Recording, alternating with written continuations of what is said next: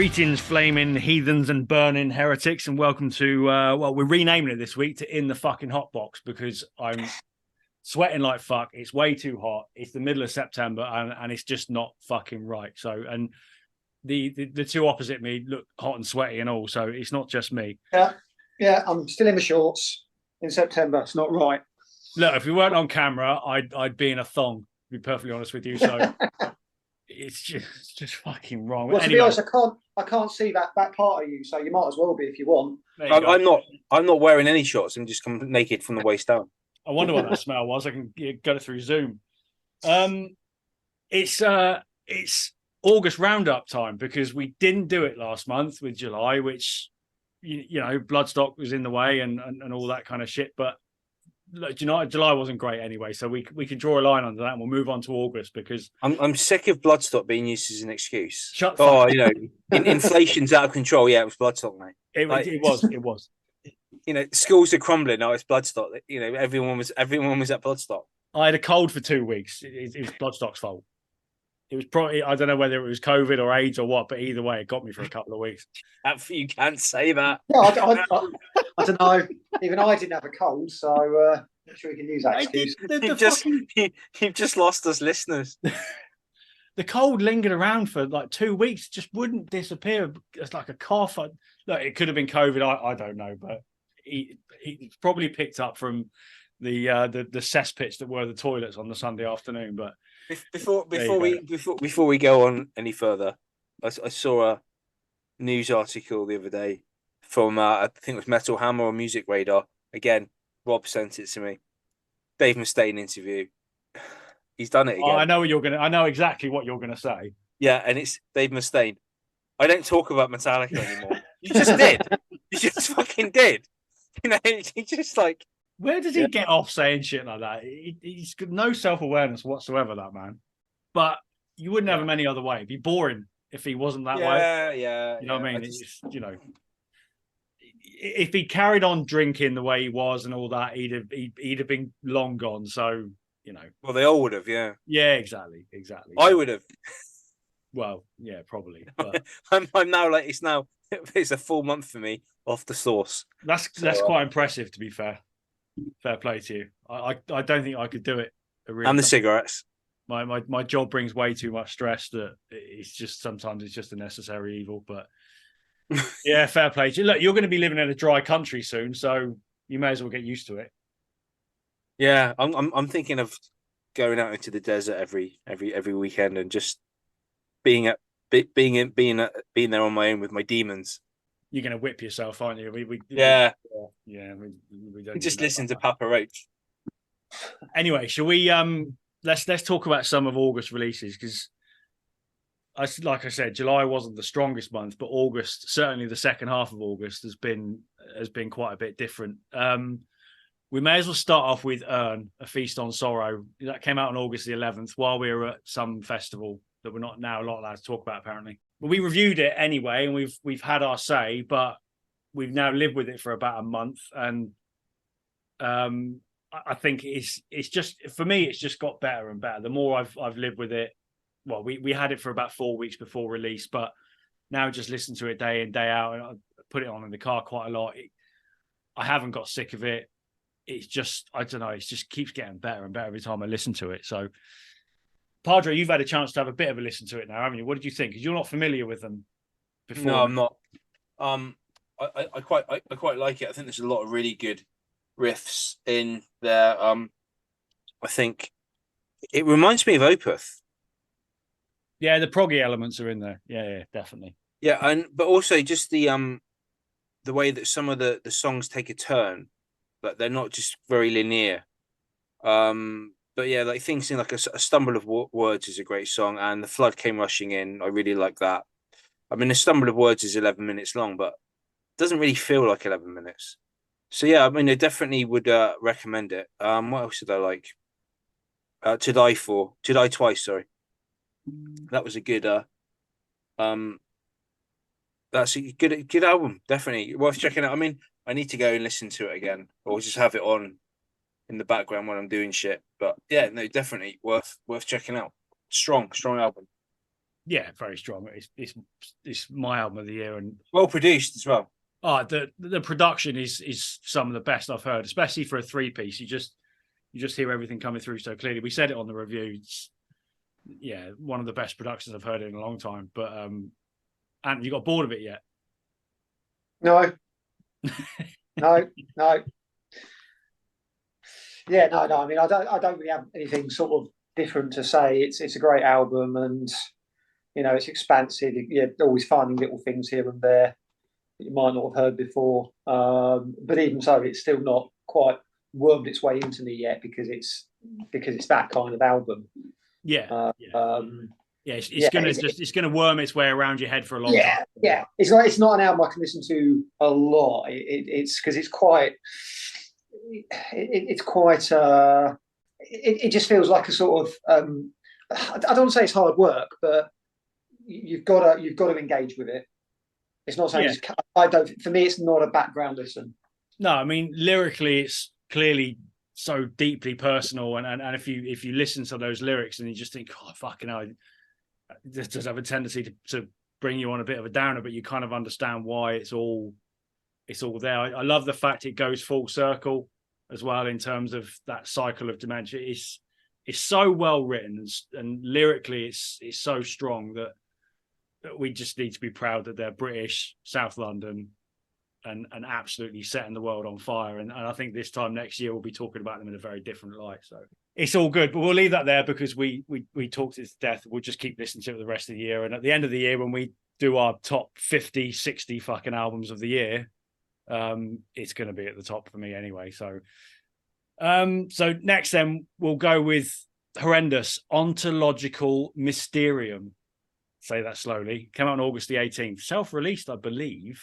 I didn't spot a label. So look, before I go to you, I'd heard a couple of songs before this released, and it was like, this is interesting, but it's going to be challenging. They seem to be called a death metal band, but I don't really don't really get that. No, not at all. Not at all. I mean, for me, they sound more like what I would refer to as prog 1988. It's more, think of Queensryche and Fate's Warning and those kind of bands, but much more aggressive. Yeah.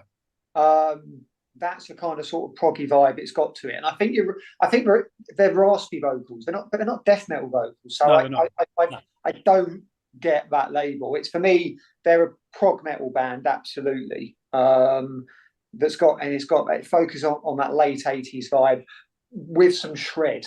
I think there's and a bit of funk. I suppose you've got some similarities to bands like Cynic and Atheist, who did that kind of progressive death metal-y type of thing. Yeah. But I think prog might be a little bit lazy. I mean, it's one of those albums that I listen to and I just think this is an incredible piece of work, but I can't quite put my finger on why I'm not blown away by it. I think in 6 months' time I will be.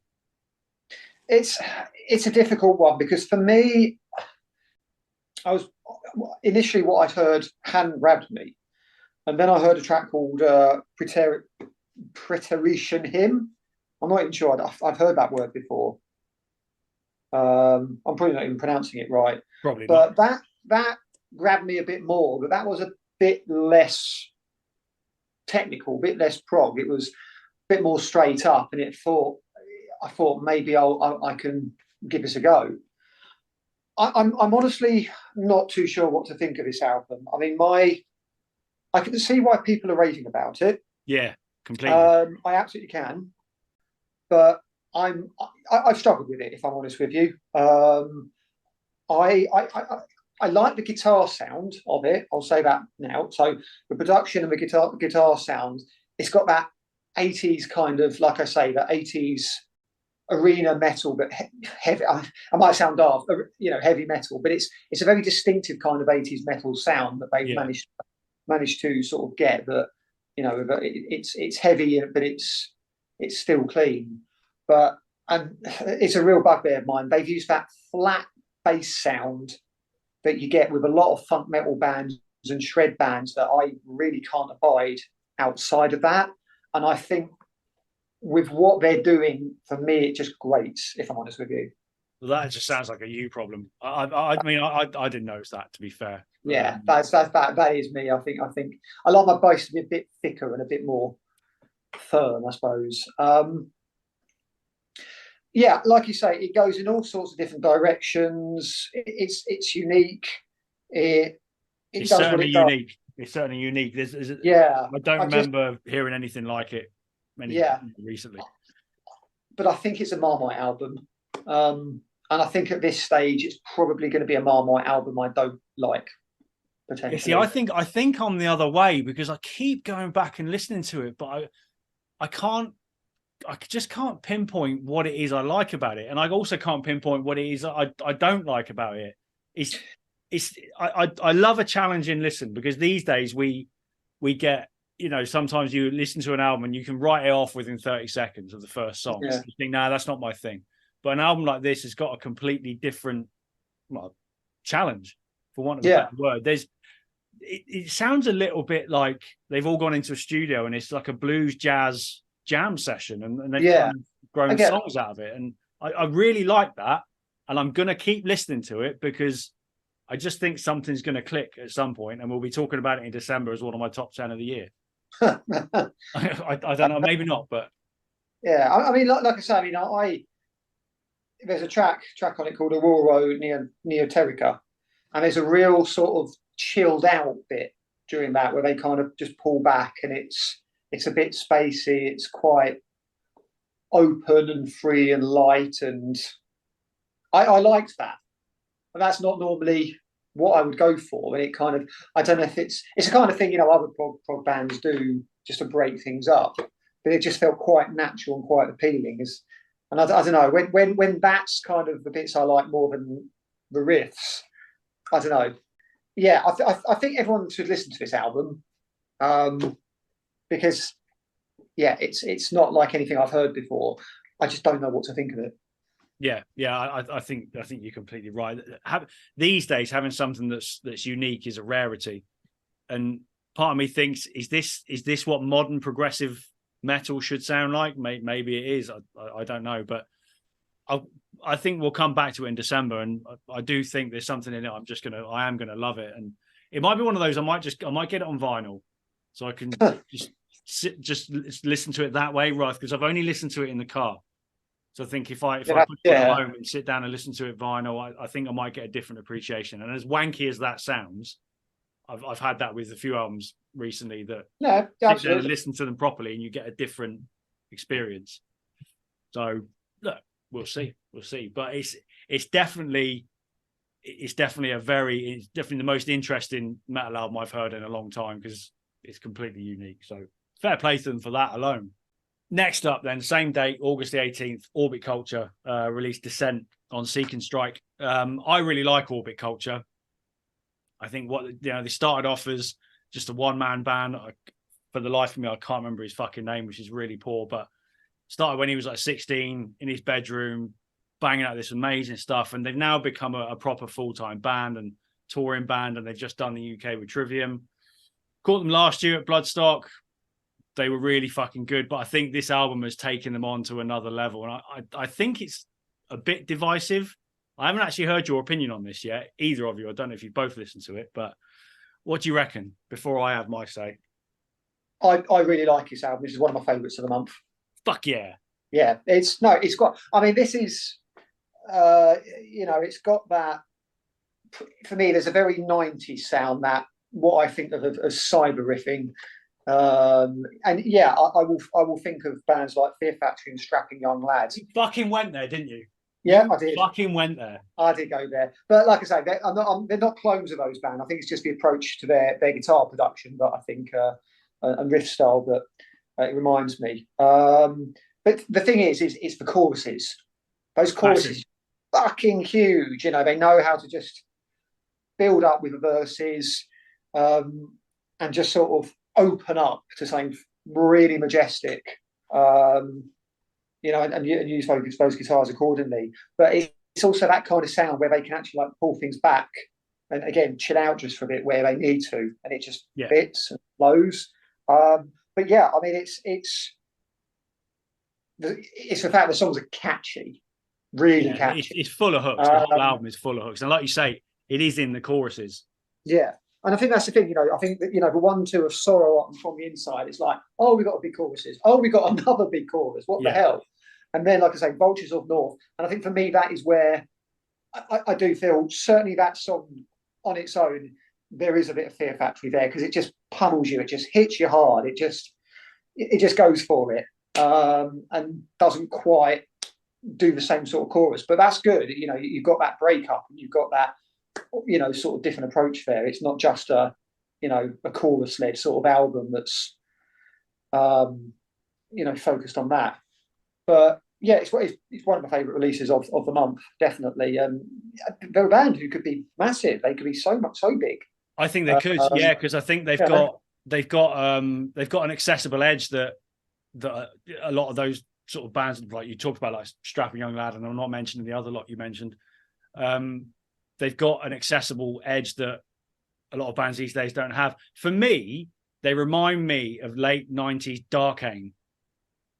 Okay, yeah, I can see that. And you're right. And Darkane have got similarities with Strapping Young Lad, so I that kind of makes sense. But it's like if Darkane did a Black album, this is what it would sound like. It's got that kind of that almost commercial touch at times, and like you say, in the choruses, the one for me is the Isle of Fire. That chorus is so anthemic, and his clean vocals, I don't know if he's got effects on them, whatever it may be, but they sound really good. They fit with the music. Yeah, that's drama.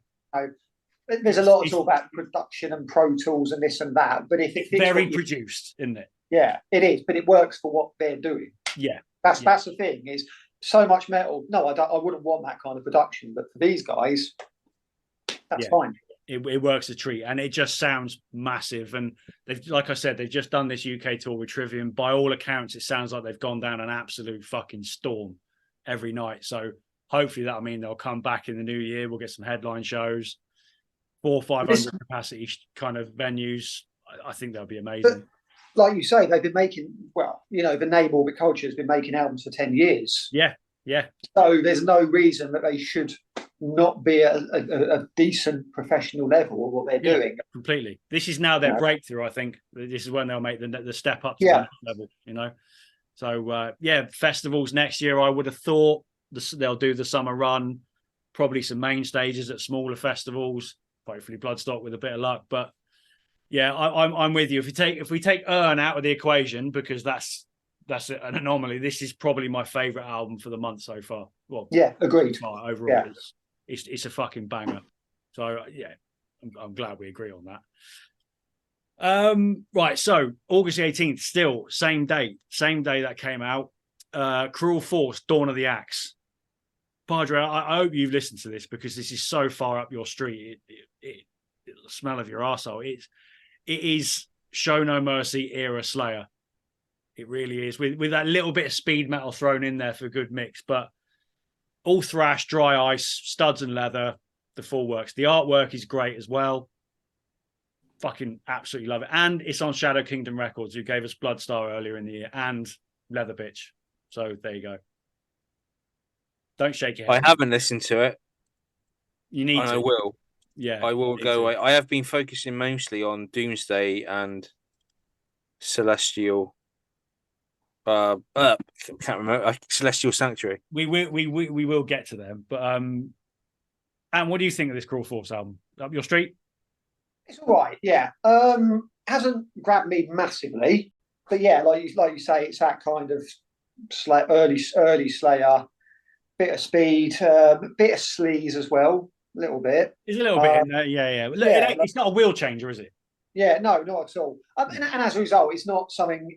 I think the songs are solid, but it's not an album that's for me is like a classic at all, or so I haven't really given it a great deal of extra attention. But I can probably see myself sticking this on here and there, enjoying it. It does fit very nicely, I think, with a lot of the Dying Victims stuff. They're similar labels in that regard. So Well, I yeah, I do mean, apologize. I do apologize. I have listened to it. I oh, there you go.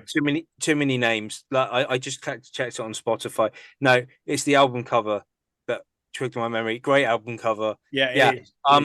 Dear God, yeah. Show No Mercy. Haunting the Chapel. Definitely that early Slayer sound, just blistering speed. Yeah, definitely worth checking out. I like it.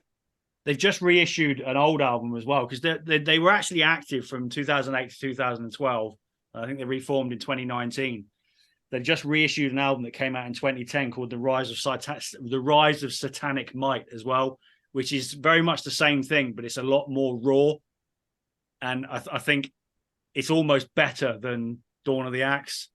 So they're a band that I've definitely got some intrigue in. I think I'm going to sort of dig out some more. There's probably some fucking EPs and demos and all kinds of shit out there. So yeah, ones to watch, I think. But yeah, you're right. Shadow Kingdom Records, that they're very similar to Dying Victims with the kind of stuff they release, and this is just another one. It's all about speed metal for me this year. It's been a great year for it. So I'm all for it. I'm all for it. So yeah, check them out. If you like early Slayer, go and check them out. It's great fun. Again, same date, August the 18th, Spirit Adrift, Ghost at the Gallows, came out on Century Media. There was an awful lot of fuss around this album when it came out. It was hyped to fuck. It's, across social media, everyone was loving it. They're a band I'm familiar with, previous couple of albums. I'm like, yeah, they're all right. They've never really sort of blown me away. And this album's been a bit of a grower. I wasn't taken by it at first, but I think a few listens in, I do really like it. Really like it. It's not going to be top 3 for me for the year, but I do really like they're doing. It's got that mix of, classic Metallica, 90s COC. There's a bit of grunge in there, a bit of hard rock. They've done what they've done really well, and it's got some great catchy songs. It's a really good kind of package, but maybe not quite the hype that it's got. I don't know. What do you think? I don't know. I mean, the honest truth is, I'm not sure that maybe quite simply this is my sort of thing. It is heavy metal, but it's that kind of very American flavored heavy metal where there's a lot of blues influence. And I think we talked about the differences between American heavy metal and European heavy metal. With Europe, you've got a lot of background in classical and folk that underpins the sound. Yeah. With America, it's the blues, it's groove, it's that kind of rhythm. That's their approach. And for me, this is a very, very heavily on that blues. It leans. There's a lot of blues. It's got that southern feel that you've always got that blues. And I think they do that very well. And I think, like I say, they've got those choruses and they've got the appropriate production. But I think it just comes down to that's not so much my thing. It's not so much I can do as much. If it was riffy like Pantera or Lamb of God, potentially, but because it's just a bit more laid back, a bit more, I don't know, soulful. Yeah. That's not something that always clicks with me as well. So it probably is a bit more up my street than it is yours in that. I think so. Yeah, ultimately, I think my opinion should basically be disregarded from this. Well, I disregard your opinion on Leather Bitch as well, so I can add that to the list. It's fine. But I think they're ones to watch though, because there is a big furore around this album, and they probably will get a bit of exposure from it, and no doubt they'll pick up some good tools and things like that. So I think they will do well. Look, the title track at the end of the album is like 7.5 minutes long, and it's kind of like 2 songs in one. And the last kind of 3 minutes or so are all sort of harmony guitars, and then it's got this big finish. And I think if they kind of carry on with that kind of thing, they could be pretty special, I think. So it's one of those potential. They could be huge. Yeah, and I've seen a couple of people already say that it took them a couple, 2 or 3 listens to click with it. Yeah. So it's something you can probably put on the background. So I won't ignore it from this point. It's quite easy listening. But yeah. So look, like I said, one to check out, and look, most people who have been listening to this have probably heard it already. So let's do a couple of EPs. then in the middle, because there was a couple this month. We'll start with our mate Nige and Chupacabra, the 45 with Ashes EP. We had it for a while before release. 3-track EP. They've been on the podcast as well to talk about it. Look, we all love this, all 3 tracks, don't we? And I can't wait to hear what they do next. This is top draw modern thrash for me, particularly Burn the Clowns. Fucking love that song. Absolutely nailed it on that. Yeah, I mean, it's I'll echo what you said, but it's what I like about it is it's unmistakably classic thrash. You know, its basis is classic thrash. There's no denying that. But it just sounds so contemporary. Yeah, it doesn't sound like a throwback at all. It sounds fresh and heavy. And I think there was a bit of, there's enough 21st century, I suppose, you know, mellow, death, groove in the mix there. And I think Heather's vocals, they're very, you know, they're very modern, and you know, you could put them on other kind of sort of recent metal bands. And I think you've got that dynamic that just stands them out. But yeah, it's for me, and like I say, obviously we know Nige, he's a top bloke, but it's just what I like is he's not young, and I don't be disrespectful for that. He's not a young man anymore, and yet he's coming up with something really fresh and contemporary. Yeah, completely. But you know, you would hope young whippersnappers are doing, because they want to inject some new life. Is that what you call a backhanded compliment? Yeah, kind of. Well, no, it is. Nige, you're really good for an old man. That's what you're trying to say. No, it's more of a, you know, you always get, there's so many young people out there doing wonderful things, and you know, for someone who hasn't been, I suppose, in a professional musician to that, you know, extent, the fact that you can sort of drop something like that, yeah, it's like, why have you not done this before, man? Come on.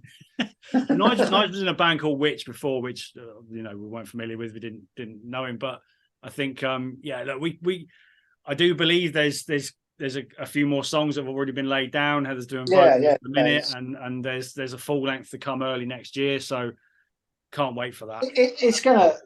That's it. I mean, you know, the support that they've got as well from the community. It's already a big anticipated album.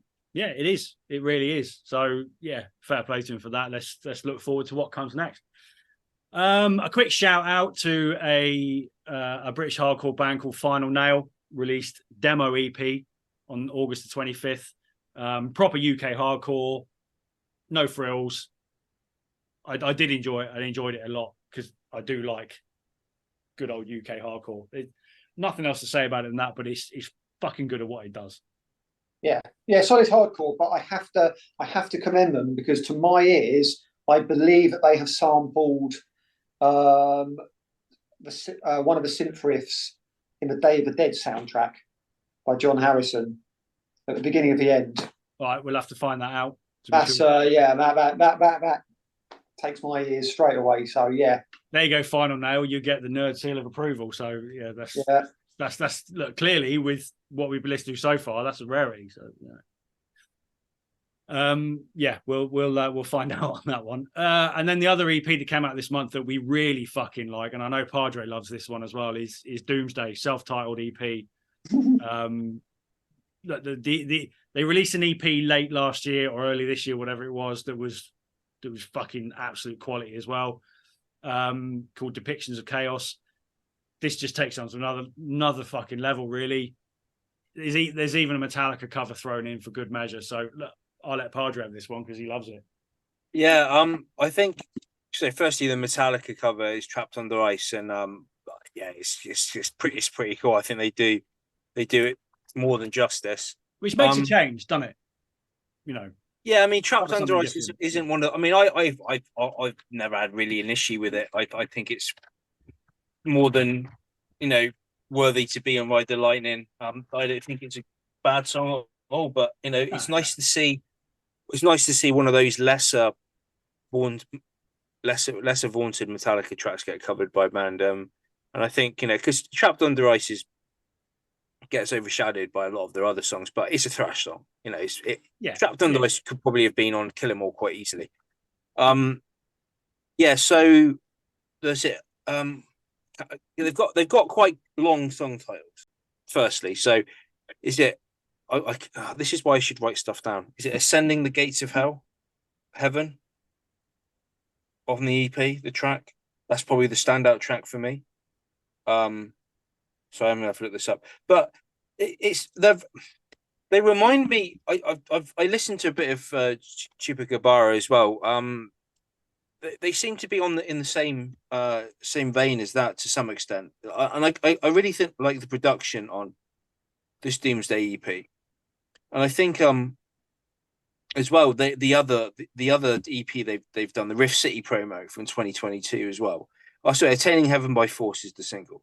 It's really good. I mean, it's Poison Disorder, Agony Blossoms Fear, Attaining Heaven by Force, Depictions of Chaos. Those four songs. That's the previous EP. That's Depictions of Chaos. That's, you listen to it all in one hit. I did. I think that was on this one. You've got Blood Tactics, Inherit the Flesh, Stay Away From Me, and then obviously the cover of Trapped Under Ice. If you put all that stuff together, because like you say, you've got the Rift promo, and then you've got a couple of other So what I did is sorry. It's so Inherit the Flesh. Inherit the Flesh is great because it's got the Hellraiser quote at the beginning. Yeah, which is always good. Yeah, and Trapped Under Ice, obviously. Yeah, Blood Tactics, Inherit the Flesh, Stay Away From Me. It's all good, man. It's just it's quality stuff. It's not too. The lyrics are good. The vocals are good. It's not too growly, you know. But it's just it's the mixture of fast-paced riffs, and then they slow it down. There's some chug, some mid-range crunch. I'm not going to go into like, oh, they sound like this and they sound like that. It's just really good stuff. And it's like, if you like 80s thrash, if you like 80s death metal, you're going to detect a lot of overtones from that period. And if you liked it back then, you were like this. But this is why we love this stuff, isn't it? The crossover thrash stuff, like Power Trip, obviously, Lowest Creature, Inhuman Nature, all these bands, they just mix all those elements so well and just give it a slight modern twist, and it just freshens everything up. And it's an exciting time for thrash as a whole. Acidara or another one. Acidara, they're just sickeningly good. You know, it's all this stuff. They're going to go places. They're going to go places in the next. Potentially. They've got. I think they've got another EP out in November actually, so that'd be one to look out for. But yeah, crossover thrash. I'm all for it at the minute. It's flicking my switch well and truly. Something that didn't necessarily flick my switch though, and this comes back to my issues with death metal, was Festering Grotesqueries from Dripping Decay, which also came out on August the 18th, another album on the same date. Very much old school death metal for me, but I haven't given it enough time, maybe, but it just wasn't dynamic enough. It was a little bit same paced. 30 seconds turned it off. No. Well, I'd expect nothing less from you. I want to like it because the album artwork is incredible. It's such a cool cover. This is the thing that I need people to come and like sit down with me and be like, right, this is this band. This is why they're good. This is why you listen. And then I've got at least a motive that goes beyond just listening and to see if I like it or not. So that's what I need sometimes with music. So, I mean, obviously podcast, great. And then like, you know, if you've got people, I mean, everyone knows someone that's like that person that's always going to be like, right, this is right up your street and you need to listen to this. I've got two, so you know, I'm quite lucky on that one. That's you and Rob. So, and you know, on Instagram as well, please hit me up. Tell me what Padre needs to listen to. I will go away and listen to it. There's no shortage. It's not like there's a shortage of stuff out there. Oh no, it's not the shortage. It's just that, you know, some people are more like, you know, intuitive and they've got more what's the word, impetus to just get off their ass and go listen for stuff. I'm more of a let it come to me.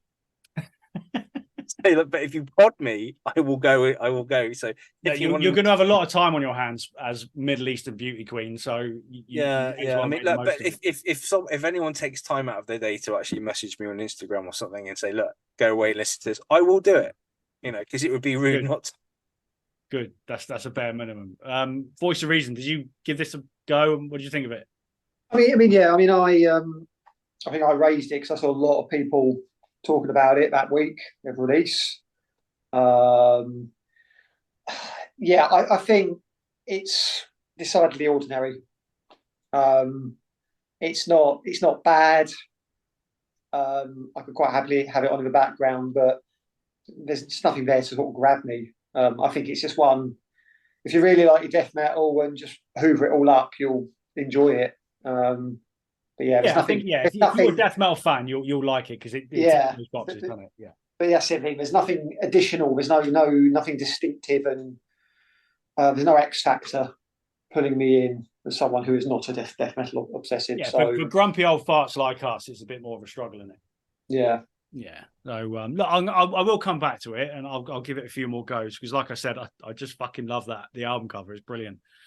It's just so over the top death metal. It's like an Autopsy album cover on crack. So yeah, I will give it another go. Death metal we do like though. Obviously, we like them. Celestial Sanctuary dropped their second album on August the 25th. Insatiable Thirst for Torment on Church Road Records, another awesome label. This was a huge step up from the first one. I think this is how you do modern death metal. The production is right. The riffs sound huge. The guitar tone gives me a hard on. It's the full fucking package. And I'm not standing next to you at the gig. Well, yeah, perhaps not, but I'm I'm so looking forward to that. They played a couple of these songs live when we saw them before, but obviously we're going to be more familiar with them now. So, little plug, Chelmsford, December the 9th, Radio City Social, Celestial Sanctuary, All Father, and an opening band to be announced. But it's going to be a fucking great night, and no doubt we'll hear a lot of stuff off this album. So, properly looking forward to that. But what did you two think of the album? Yeah. I mean, I'll put a disclaimer that I'm still listening to it. It's still something I'm growing into. Again, death metal, not often my thing, but it's such a fucking huge record. And it's just, how does it sound so huge? I mean, yes, the production works for it, but they've managed to plug into this almost apocalyptic guitar tone. It just makes it sound like, as if it's, hell itself is invading. I mean, that album cover is bang on for what they're doing. Yeah, awesome. Awesome. But yeah, but it is. It's not one-dimensional death metal at all. There's something to grab a hold of. There's lots of things to grab a hold of in each song.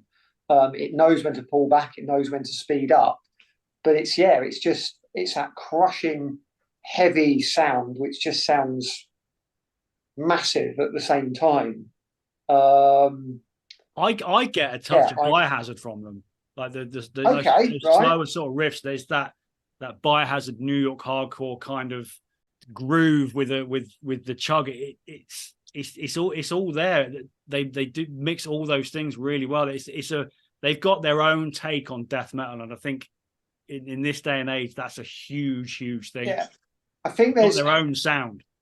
I mean, it does sound very much like probably what a British death metal band should sound like in this fucking godforsaken hellhole in 2023. They've kind of nailed what it's like to live in this country right now. No, I mean, like I say, I like it. I'll probably love it at some point, but not being a death metal uber fan, it's just taken me a bit more work. But the fact that I'm willing to work on it and get something out of it says a lot. It's a fucking quality piece of work. Padre, you've had a blast through this. What do you reckon? It's quality. Yeah, solid.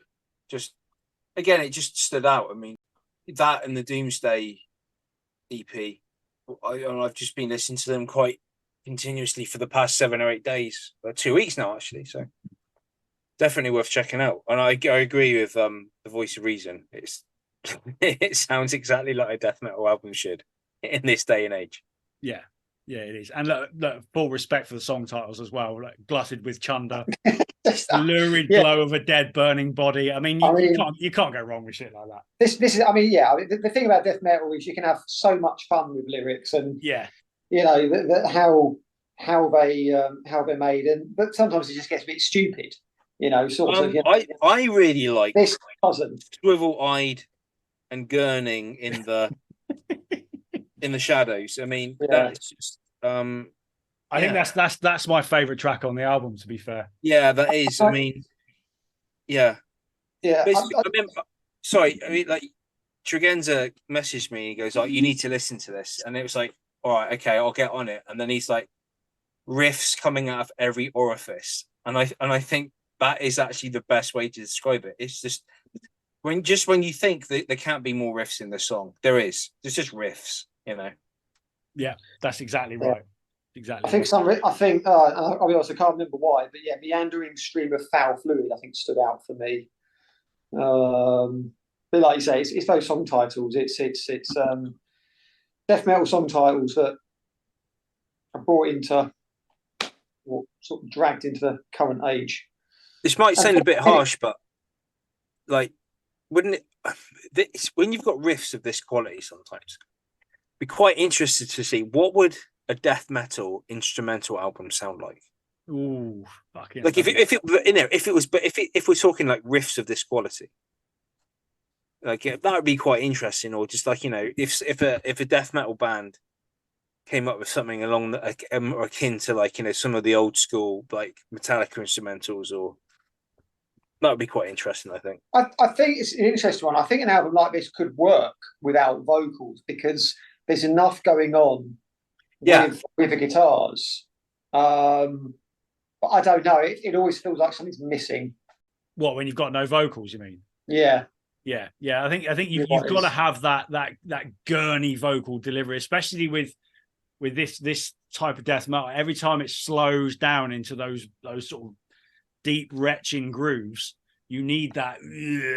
You've got to have that vocal delivery to go with it because it just accentuates the rift. And they're over the next 12 months, 18 months, they're going to have a fucking absolute ball with this album. They're going to go all over the fucking world with it. They'll be doing festivals left, right, and center. The world's going to lap them up, and I think they will absolutely fucking nail it. So I think what I will say is I think they've probably got the potential to cross over into the mainstream. Yeah. I'm not saying, I'm not sort of saying what they should do next, but they've got that sense of adventure and that dynamism that they could do accessible metal and still remain dark and crushingly heavy. Yeah. Watch this space, I think, is the terminal. Yeah. And come see them on December the 9th in Chelmsford as well, Radio City Social. So there you go. If they don't cross over, are you going to send them some kind of like letter on social media, like making them aware of your disappointment? Yes. Right. Okay. I'm quite happy to see this tonight that no one's waving pens around. So just want to, I mean, I will pull people up, but I also comment on like positive behaviors. I have not. There are no. No. Well, Yeah, I haven't got one. So I can wave a phone at you, but that's about it. No pens tonight. So. Nah, phones are fine. Going back to the days before pens were probably invented, Alice Cooper was unleashed on the world. But all these years later, album number 476 or whatever it is, also came out on the 25th of August. Road was the album. What can you say about Alice Cooper that hadn't been said a million times before? But this album has properly caught me out. I didn't actually know it was coming out for a start. And Lee from The Grudge mentioned that it was out. I've got to have a listen to this. And you know what? It is fucking quality. It is properly fucking good, this album. And it just sounds like classic Alice Cooper. Bluesy, hard rock, big catchy choruses. Got the lot. Love it. Fucking yeah, no, I'm with you there. I suppose, to be honest, what surprised me the most is for what for the most part is how 70s it is. Yeah, This properly. is, he's been a bit of a chameleon through his career. He's tried to stay a bit contemporary and usually does it fairly well. But he's just basically said, no, let's go back to 1974. Yeah. For the most part, anyway. And yeah, I mean, you haven't really got anything up here that's as good as School's Out or Welcome to My Nightmare. Obviously not. Yeah, obviously. It's we're not talking a classic Alice Cooper album, but we are talking an enjoyable one, and one that feels quite homely. It's almost a little bit celebratory. You've got a man here that's 150 years old and is still capable of banging out these great songs. I don't know what the involvement is in terms of songwriting. I don't know if Nita Strauss has an impact on the songwriting as well, but I don't quite know what that setup is. But there's just like there's huge anthems, like proper anthems. Big Boots is one, Rules of the Road, Road Rats Forever. The Big Goodbye is the highlight of the album. It is a proper rock anthem. That is, Desmond Child era Alice Cooper in it. Which is probably why I like it so much. Yeah. And I have to say, to be honest, I think that follows Rules of the Road, which for me didn't work. That felt like very dodgy countrified blues, Alice. It works for me. Yeah, no, not for me, I'm afraid. But yeah, as a result, The Big Goodbye came next and just had extra impact. But as well, it's not just pure 70s. Like you say, you've got The Big Goodbye, but you've also got stuff like White Line Frankenstein, which feels like something that he could have done around the time in the mid 90s with Lost in America. Yeah. It's got that sort of 90s groove to it. And I mean, until I said previously with the Nita Strauss album, I think her collaboration with Alice Cooper on that track, on that album, was my favourite track on the album. So there's a chemistry there. Yeah, there absolutely is. And talking about his sort of like recent in inverted commas, but I go back to the late 90s and the Brutal Planet album, where it's easily his heaviest album, probably the only proper metal album that he's done.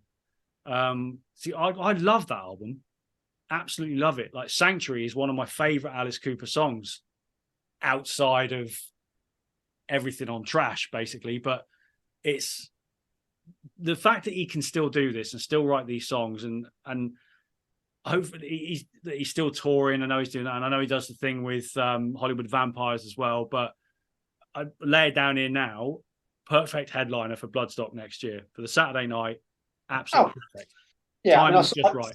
I saw him at Sonisphere in 2011 on the Friday night or Thursday night, whatever it was. But yeah, great stuff. Absolutely great. Yeah, great entertainment.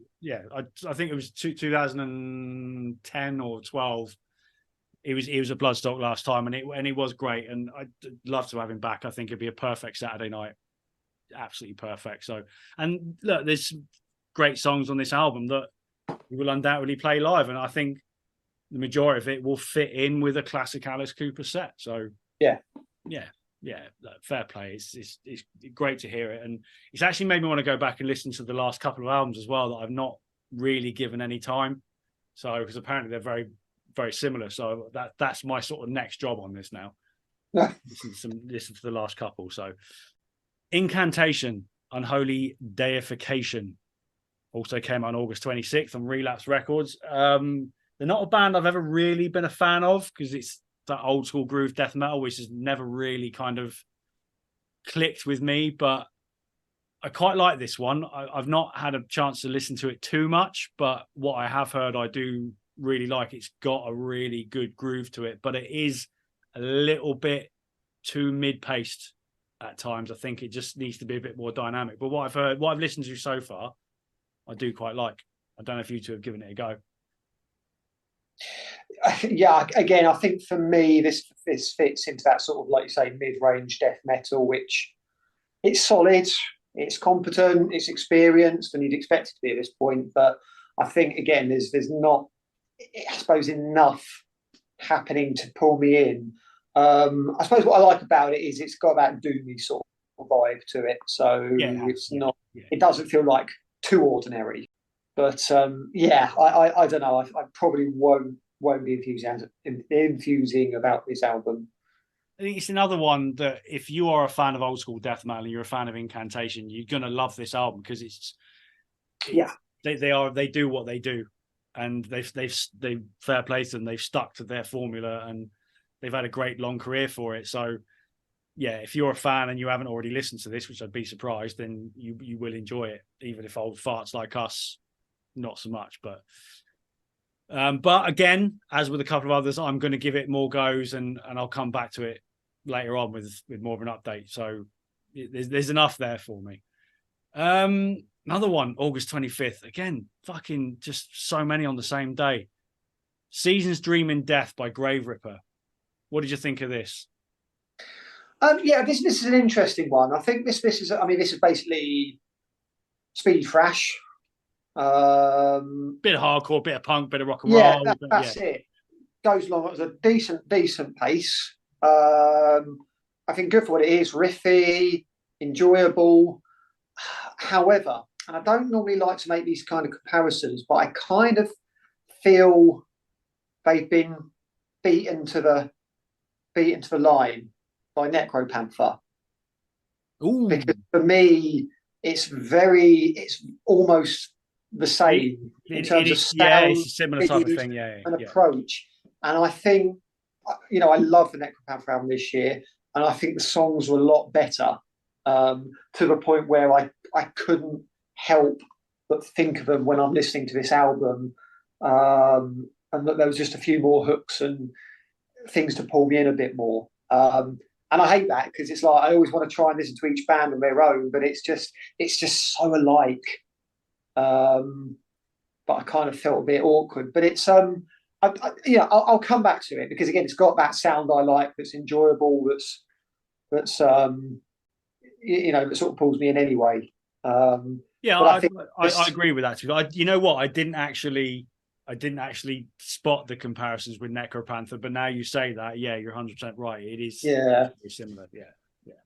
That's not necessarily a bad thing, because, like you said, that's a banger of an album. But yeah, you're right, it probably does have stronger songs. Ultimately, yeah, when you've got two bands who sound who to my ears anyway sound very similar, it comes down to the songs and the riffs. Yeah. And that's just the nature of being a music fan. You're gonna compare when you're gonna. Yeah. No, I do quite enjoy it. I must admit, it's a debut. It's a debut. So yeah, it's a debut full length. And the first listen, I was like, yeah, I didn't really, wasn't a lot in it, but a couple more, and you start noticing the breakdowns in there and the hooky little bits, and it's good. They've got potential. They could do something. They could do something really cool. So it's a potential album, I think. So. And you know what? Stuff like that, great live. So yeah, it would be. Yeah, get that live show sorted. Keep at it. Try a few more riffs out. Number 2 should be a banger. Get them on tours with bands like Municipal Waste and stuff like that. They'll go absolutely storm. So that's where they need to go. Right, the final one then for this month. This is one that really caught me by surprise, because they didn't even know they existed. So the band are Grand Cadaver. The album's called Deities of Death Like Sleep. When I first saw this, I thought it was Deities of Death Like Sheep, which I thought was weird. But then I sort of pulled myself together. But came out Majestic Mountain. Now, I don't know if anyone's ever wondered what Entombed would sound like if Michael Stanner was their singer, but this is kind of what you get. They were a lockdown project, this band. Started in 2020. Like I said, you've got Michael Stanner from Dark Tranquillity. You've got somebody else from Dark Tranquillity. You've got members of Tiamat, Expulsion, Catatonia. So you can kind of gather what it's going to sound like. This is actually the second album. I haven't listened to the debut yet. The first one's called Into the Maw of Death, so I don't know what that means. It's a bit Death Doomy. It's a bit Entombed-y, like I said, a bit Dismember. There's even that touch of sort of the early Catatonia in there, as you'd expect with the members. But this is taking me by surprise. I really fucking like it. Like, really like it. And the more I listen to it, the more I get into it. So I'm curious to hear what you think of this. I don't know. I mean, the thing we've got to be careful of is do they sound like Entombed, or are they just using an HM2 pedal? Yeah, it's very HM2. That's the thing, is we can't just say anyone that uses that pedal, it sounds like Entombed. It's although it's so easy to do, because it was they're the ones that did something interesting with it. But Again, I'm very undecided about this album because again, I can't. I will come back to it, but I'm just again, is there enough distinctive stuff going on to pull me in as a death metal album?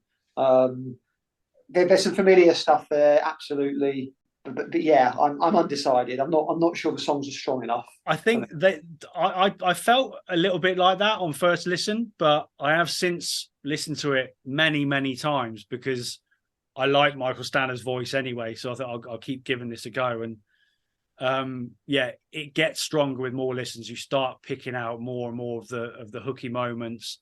The title track is a proper fucking stomper, an absolute stomper, and it's like moments like that makes me notice more of what's going on within the album. So give it more time. You're a fan of Entombed anyway, so yeah, there's enough of that in there that I do genuinely think you will like this album given time. Yeah, I mean, I think what you need is a really good, at least just one great song. Which that is the title track. Yeah, that's what then you've got an excuse to listen to the band regularly, and that can help.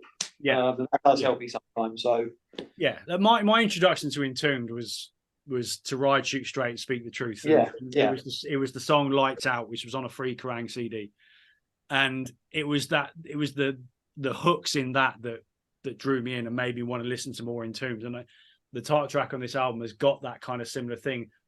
When I first listened to it, the rest of the album was like, yeah, this is okay. And then the title track hit. And then when I listened to it again, it all started to come together and make sense. So the more and more listens, I've really started to like it. And again, this could be up there in sort of potentially top 20 of the year, I think. Really. Okay, right, fair enough. So this is what I mean. August was a really strong month for me. There's a lot I absolutely loved. So, and look, there was more as well, but these are the key ones that, we wanted to talk about. So yeah, it's just the album of the year list is getting longer and longer and longer. And I'm not entirely sure how we're going to structure it come December, because it's been such a strong year. And I go back to this again, so many British bands in there as well. And again, this month, Celestial Sanctuary, British bands just delivering the goods. It's just so positive. So yeah, is there anything else we want to bring up before we sign off and disappear into a puddle of sweat? Do people want me to go to a camel market in a couple of weeks? Again, hit me up on Instagram. Can you mail order deliver me a camel? Is that possible? If you go and buy one, I'll send you a pack of camels. 20 camels, yeah. Surely they can just walk it, can't they? That's what they do. It'll be fine. But yeah, I don't need any fucking camels. This is Essex, not the fucking desert. I will say one thing. Essex is a cultural desert. I will say though, Venomous Concept UK tour just been announced. Something I did not see coming, which is really fucking cool. And I think we need to talk a little bit about, just before we go, what the fuck is going on with Tunbridge Wells. All of a sudden, I mean, Tunbridge Wells Forum is a famous old venue. I don't know if anybody's familiar with it, but it used to be a public toilet. And when we were younger, sort of in our uni days, it was a really commonly used venue for a lot of bands. And then it's been dead ever since. But now all of a sudden, every band and their fucking dog is playing there. And the reason I bring up Venomous Concept is because they're playing there as well. And I don't fucking live 10 minutes from there anymore. Yeah, so, I mean, the thing is, I was closer-ish, but it was without a car. It was always a bit of a nuisance with trains. And it's like you had to hope the gig finished at 10:30 so I could get home back to Surrey. Now I'm in the same county, but I'm much further away. So yeah, just a little. I need a car. Yeah, don't get me started. I was supposed to see Ash the other week, and I was really looking forward to that. Ash in the Tunbridge Wells Forum, but bloody train strikes. So I couldn't even sell my ticket because it wasn't a PDF. So I'm pissed off at that. Although, funny enough, they're doing a tour again soon, and they're playing Bexhill. So that's another thing. The South Coast as well. This again, Bexhill, Hastings. Got the I mean, Hastings has had a long association with punk and bikers as well, and all of that. But all of a sudden, it's these places they're popping up, and booking agents and promoters are starting to use it again, and it's fucking great to see, because everything in the southeast is all about London usually, and that Venomous Concept Tour, they're playing Tunbridge Wells, they're playing Colchester, they're playing Southend, and I think there's like 15 dates. Well, they're not. I mean, they're playing a smaller venue in Brighton than Chalk. So yeah. So it's. I mean, I don't know. Are we seeing a turn with the tour? I think so. Again, done, you know, small venue, big tours. Yeah, too expensive. And I think what we're seeing maybe is, we talk about tour where bands are having a choice about going into Europe for a tour for a bit, or Britain for a bit. And I think these are just the tours where Britain is getting selected. I mean, in the case of Tunbridge Wells Forum, I think the last week you've had Mutoid Man play there. Yeah. Yeah, you know, that's. I mean, I would never got into that band, but that's a hell of a show. A Conjurer, yeah, I think it's been played recently, or will play soon. There's a couple of indie bands I like who played there recently. It sold out straight away, and you've got Burner and Allfather as well. Oh Christ, I'm going there. Yeah, I mean, but that's a bit more, you know, local as well. But even so, that's great to see, and it's. Yeah, I mean, I'm going to be making living decisions so I can at least get there by car easily enough in the future, because, you know, there's so much going on in this sort of neck of a world. And I mean, it's Kent. The only thing we're famous for in Kent is fucking, you know, producing Brexit voters. Yeah, pretty much. So yeah, it's great to see. But I do think, I think there's, you know, bands want to play, and I think they want to get intimate with crowds again. And I think there's maybe a better attitude and gig etiquette, certainly at metal gigs, than there was before COVID. I think that's kind of following through, and I think we're seeing that in what the bands are doing. Yeah, it's all positive. It's all positive. And you look at the Obituary tour, and they're just about getting to the end of the tour now, and virtually every date is sold out. I think like the only one that isn't is Liverpool, and they moved that to a bigger venue because the original date sold out. So it just proves that there's a hunger there, that bands can do big tours of the UK. They don't just have to do Manchester, London, Glasgow, and that's it. They can do proper regional tours, and people will come. And I really hope it continues, because it just makes such. Don't get me wrong, you know, London's great and it's got bags of great venues and whatnot, but it's just so nice to see bands playing in. Carcass was another one. They went everywhere, you know. So, and it was the first UK tour they've done in a couple of decades. So the more it happens, the better. And I hope it does continue. Yeah. The Southwest as well, where me and Padre are from, was always starved of. Oh, just don't even go there. Yeah, and Venomous Concept playing in Plymouth. So it's just, absolute full respect. I've got I've been delving back into the interesting world of metal studies the last couple of days. No, this is interesting. I think we need to do you've got 2 minutes. An episode on this. Okay, so you know battle jackets. Familiar with them, yes. Yeah.